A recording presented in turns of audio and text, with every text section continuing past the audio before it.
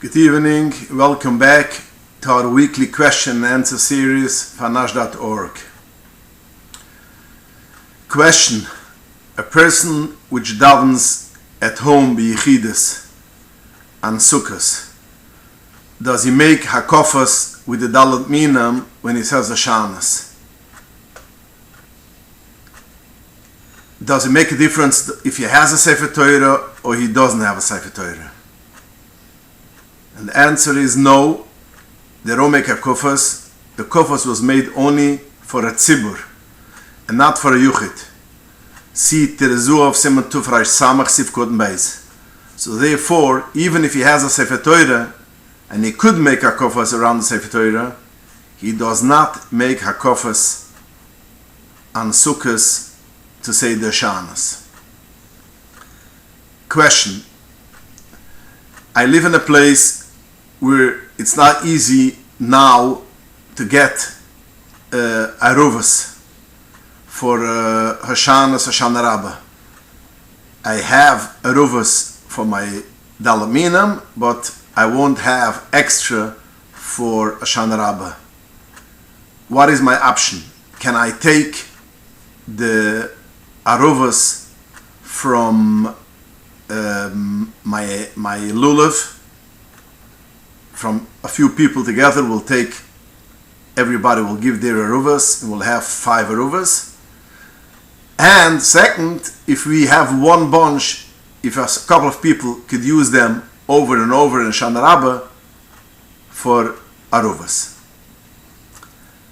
The answer to this question is, first, if a person has one set of aruvas, a lot of people could use it over again. One set, if there is a place where you don't have aruvas, hoshanos, you could take the hoshanos, which if you have one set, and people could reuse it. This is how Rav Osner writes in Shaivat Alayvi Chaylik Bay Siman Yiches. It could be reusable if it is still kosher, if it didn't fall off all the leaves. If it's still kosher, you could use it for hoshanos again. And the second part which he asked, if you could take from a couple of people their aruvas and take 5 pieces together and make it for a hoshana, yes, you could do it after you finished halal on Hoshana Rabbah. So then you don't use your dalat minam anymore. Then you could open it up, take it out from the igot of the lulav, and you could use it for hoshanos. And this is what the Bekira Yankev writes in Siman Tufresh Samach Dal Sifkut Nitches, and the Mishnah Berurah brings it also down in Sifkut Nuchuf Aleph. And see also Shal Shivas Kanahan Simalamat. So you have 2 choices. If you have one set, a couple of people can reuse it, if it didn't become puzzle in between. And if you don't even have this one set, you could take from a couple of people their aruvas from their lulav after they finish using it on Hoshana Rabbah, and you make it for hoshanos, and you could use it for hoshanos. Question: Shmini Atzeres, a person davens at home biyichidas. What does he do regarding changing from Moirit Hatal to Moirit Hageshem? And the answer is, you should wait till there is the tzibur is davening misaf. Once the tzibur, or any tzibur in the town, if there is such a thing as a tzibur, will daven meraminyan, and they say already misaf, Moirit Hageshem, you could say also Moirit Hageshem. Since you are not going to go to shul by misaf either, so if there is any minyan in your town which they are up to misaf already, you could say also Moirit Hageshem, since you are not going to be there by mincha. If you will be by mincha, that means you're only not going to shul in the morning for whatever reason, But by mincha you will go to shul, you will start saying it only by mincha. This is how the Mishnah Brira paskins in Sima Kifi Yidalet, Sifkut Neches. Question. A person is in lockdown, Simchas Torah, and he does not go in shul. What should he do regarding akpos?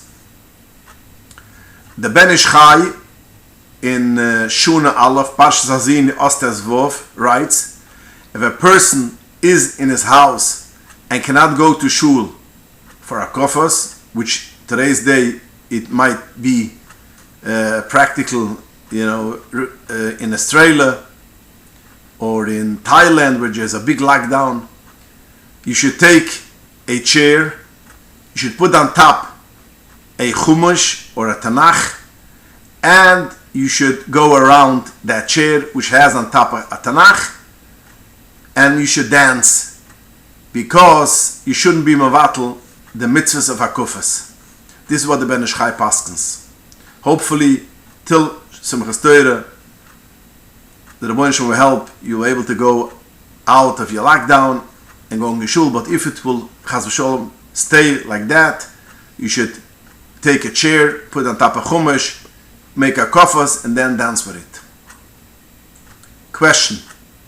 I lent money to someone 5 years ago who wasn't Jewish at the time, and recently she converted, and I forgot to make a prisbal this year after Erev Rosh Hashanah.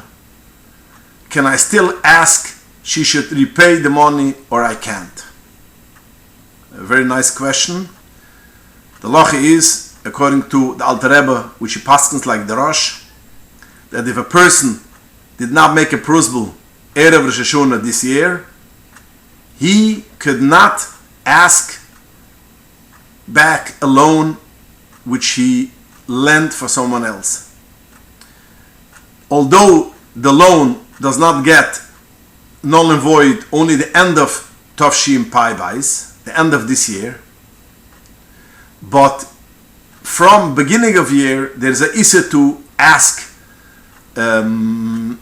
you payment for your money if you didn't make a prosbul.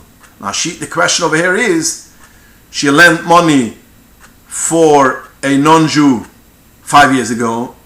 As of now, that non-Jew is a Jew, a ger, and she forgot to make a prosbul. If she could ask the money, or she's over of a iser la-yigis asra'ai, that she shouldn't ask a loan in Shemitah. The answer is, you could ask payment back regularly, because a loan which you gave for a non-Jew, such a loan to begin with does not need to have a prosbul. Shemitah is not meshamet loans which you gave for a non-Jew. Now, although now she is Jewish, but since when you gave the loan, it is not in the category of a loan which could become meshamet.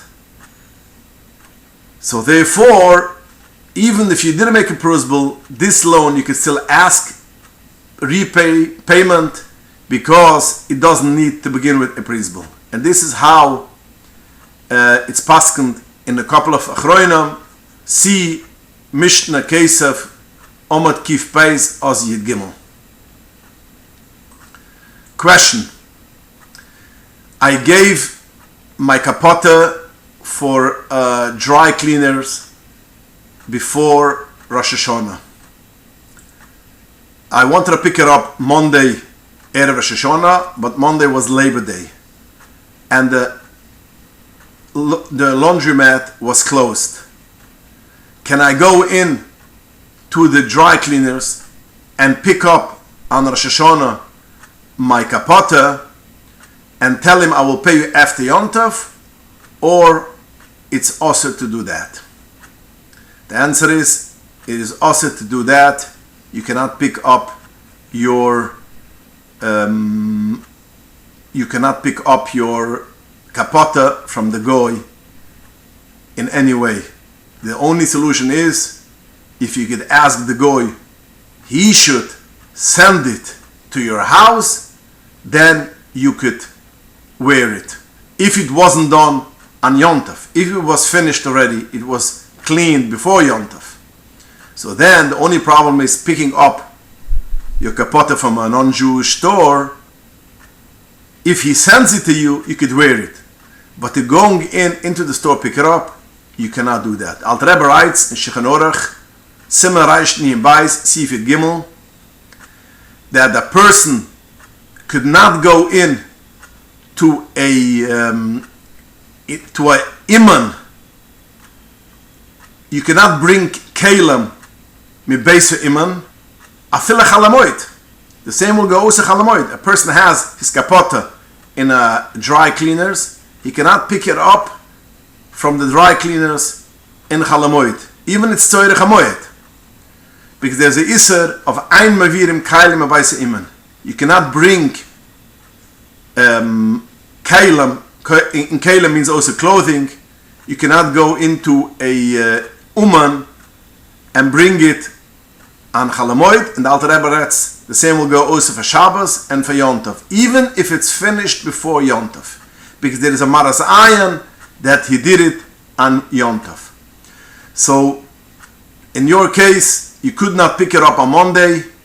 You had to pick it up on Rosh Hashanah. You cannot go and pick it up. You could send a goy to tell for a goy cannot pick it up, but you could go, a goy should tell for the owner of the store that he should deliver it to your house, and you're going to pay him after Yom Tov, and then it is permissible to use if it was done before Yom Tov. But picking it up from the dry cleaners in Yom Tov, you cannot do in Shabbos and in Yom Tov.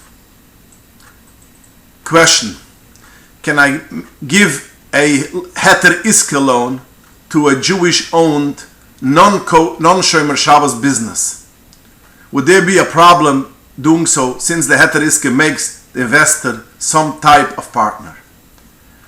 A very important question, and the answer is you cannot give a loan for a business or a person which wants to invest it in a business which is non-shomer Shabbos, and the same will also go a business which is sells non-kosher food, because since we know the mechanism of heter iska is, it is not a loan, it is a pekodin, at least half of it at least is a pekodin.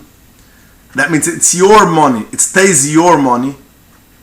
So when you put it in and you give it in a business which does malachim Shabbos, or are buying and selling things which is non-kosher, which is osur to buy and sell non-kosher food, it is as if you invest. It's your money, you are invested in a business you are owning, and your business is doing malachas and Shabbos, and it's osur. This is how the Bris Yehuda paskens in Peirig Lamed Hai, Sof Ha'ura Aleph. Now, in Mayadam Izmanem, Chaylik Ches, Umat Tzadik Hai, over there he has Lekita Ha'uras on the previous Chalokam. So in the Kita Ha'uras, for the volume Chaylik Vuf Simem Mem Aleph, so he writes that he made in his Eter Iske, that he write in that the person which gets the money, Pekodin, will only invest it in a business which has no chash of Isser. So in the Heter Iske writes that I'm lending you the money, I'm mafkid you the money, the Heter Iske money, and you can invest it only in a store or in a business which does have no problem of any chashash Isser. And that will solve this problem. But Harav Osner does not agree with this, and he holds that even if you're right, that you are only a shituf in a business which is mutter, there is still a chashash.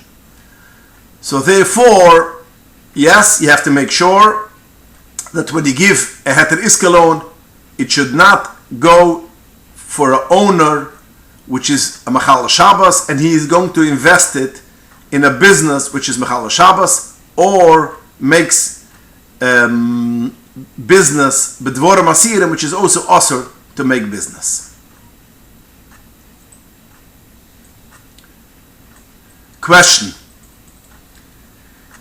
In the previous year, you spoke regarding a person should buy by a Jew, by a Yid, even if it's more expensive than a non-Jew. The question is, did I understand correctly that a shtus, that means 16%, means that whatever a goy sells and charges $100, I should buy by a Yid till the amount of $116, that means 16%? And the answer is yes. Till 16%, if it's the same item, if it's the same service, if it's everything the same, and the Yid does not make it more expensive, that means he's not that who hired the price. It is the goy, for instance, has now a sale. The price is like the Yid, and that's the regular price of such an item. And now the non-Jew has a sale. Then yes, till 16%, you have to buy by the Yid. So if it's usually the price is $116, and the goy gives it now for $100, you still have to buy it by a Yid. If it's more than that, you don't need to buy it. But you have to remember that has to be the same item and the same service. If the goy gives you a better return policy, or it's not the same item exactly, so then you don't need to go to the Yid, because it's not the same item. You want one item, and the Yid does not have this kind of item. But if it's the same item and the same policies, then yes, till 60%, the poskim say that you should buy a Yid if the Yid's price is the regular price. If the price is $100 and only this Yid decided to go up and charge $115, so he elevates the price on his own, then you don't have to go to him and buy by the Yid. Question. We live out of town and our school building is not in a Jewish area. Some of the secular studies teachers are not Jewish. All teachers have access to the building, so they could come on their own time and prepare and make copies, etc. Are the non-Jewish teachers allowed to enter the building on Shabbos if they choose so on their own? If this is a problem, must I tell the teachers that they may not enter the building on Shabbos, nor do I wait till they ask? The answer is, if it is in a non-Jewish neighborhood, and if they go there, they have access to the building, and on their own, they do it for their own reason, there is no problem. Because the problem of going in b'bayis Yisrael is only a maras ayin.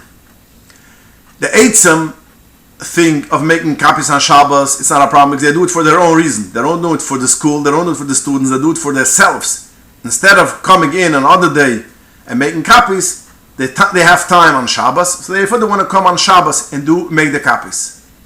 So that's not an issue. The only problem is doing it by b'bayis Yisrael, which in this case the building is owned by a Jewish school, that will make a problem of maras ayin. But since this is in a area which is a non-Jewish area, so there is not maras ayin, and yes, if they want, they could go in and make copies. It's none of your business, and you don't have to tell them not to go in and do that.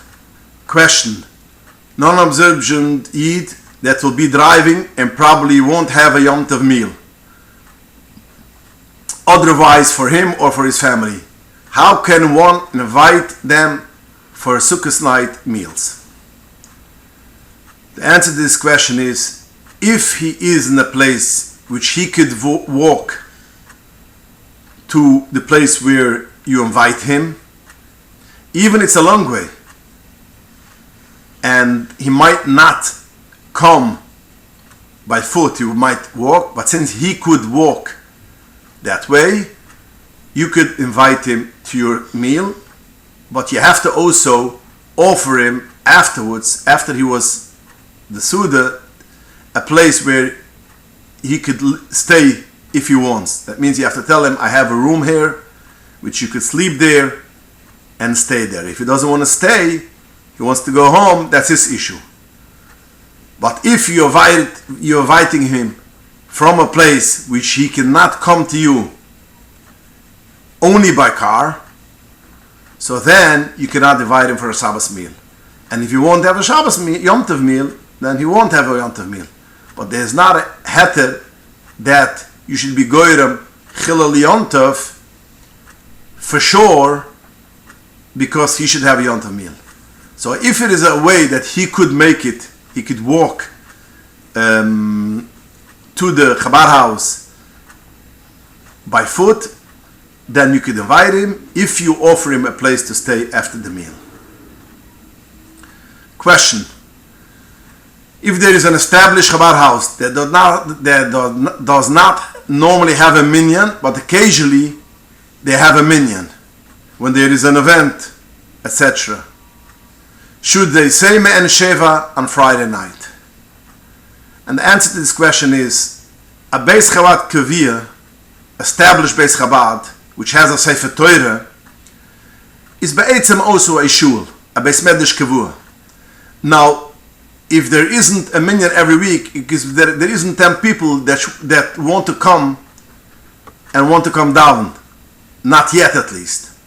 But if there would have been 10 people which would have want to come down, this will be a Beis Medrash Kavir.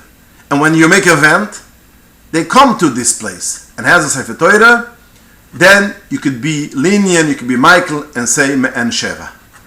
But if it is not a Beis Chabad Kavur, that means it's not a place which regularly you make there the events. That means you just took out a hotel to make there an event, then you should not say Me'en Sheva with a bracha, only without Shem Malchis. The same will also go if in the Chabad house you don't have a Sefer Torah, so that makes it not a Kavur, then you should not make. But if it is a Kavur Beis Chabad which is established and you have a Sefer Torah, you could be you could say Me'en Sheva also with Shem Malchis. Question, follow up to previous year. You discussed Bishul Yisrael cereal, preferable to keep the Chumrah. Would you different between Mazoina cereal like brain flakes or Cheerios or other cereals? And the answer is no difference. Even Mazoina's cereal, if it's hard and it's not easy to get Bishul Yisrael, you could rely on the non-Bishul Yisrael, because as I mentioned then, they are not baked. Cheerios, cornflakes, brain flakes are not baked. It's extruded. So maximum, if you want to say, it might be Bishul, not pas. And therefore, since it's Bishul and it's not Oila Shulchan Manocham, so therefore you could be lenient in a case which you cannot get Bishul Yisrael, and that will go on all the cereals, even which is a Mazoinus. Thank you for joining us. Good night, and have a wonderful Yom Tov. Chag Sameach.